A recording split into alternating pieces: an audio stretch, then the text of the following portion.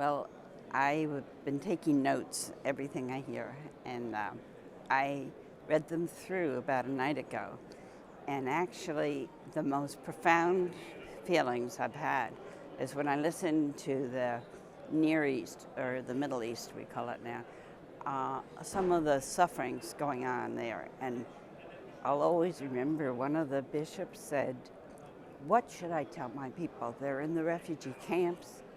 Do I tell them to stay? Do I tell them to flee?" And I thought, oh, what a crucifixion, you know? So that, plus some of the disparity of wealth I heard from some of the bishops in Africa, they were talking about people just don't have money to send their children to school. There's no education possible because of the poverty. So the richness of what I'm listening to is incredible. Well, what I heard this morning gave me such joy, because yesterday I was feeling, oh my goodness, we're going before Vatican II. And then so far this morning, I've heard what I thought was very good in terms of description. I had hoped there would be stronger language on abuse in the family, because we have not yet faced, see, this is my work, we haven't faced as a church incest and sexual abuse that's going on in families. And I just wish that we would talk plainly. I think what we're going to say is economic woes cause aggression in the family, or alcohol is like, well, I would like it to be bolder, that some of these problems. It's an incredible high percent of abused women in the world. And I think Bishop DeRozier mentioned it. You know, it's like 1/3 the population of women suffers abuse. It's incredible, incredible.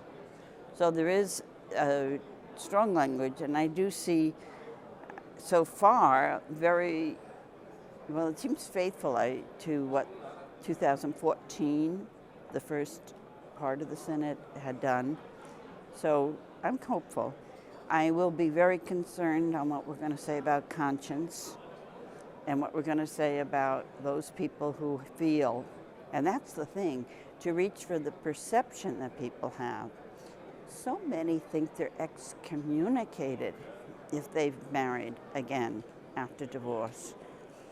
Now, where do you reach for that? Because I kept asking, where does it come from, this? And the idea is, I'm learning, is really just in the perception of people.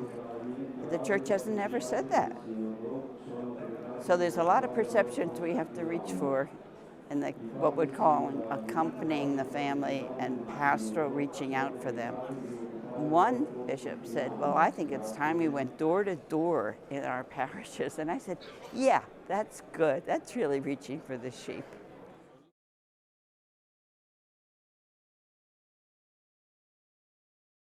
Let me just tell you, I have Guatemalan Indians who say they don't marry. They don't marry. They were told by some missionaries some years ago, if you have sex with a woman outside of marriage, you're going to hell. So they figured out in their simple way, oh, well, then we won't marry. So they are fathers to many children. They're living with women, and this is the whole migration scene. There might even be another woman back in Mexico or Guatemala that thinks she's married to him. But I don't know what the church can say in good news, because actually what we have to say to them is, it's tragic that your economy in your home country is so poor. It's tragic that the drug cartels are so violent that your teenage child has crossed the border unaccompanied. But after we say that, the actual doctrine is not good news. The doctrine is you're living a life of sin. Well, I don't want to say that to these people. They're so suffering already, you know. I do want to just say you're good news. You're trying hard. You're sending money back home, you know.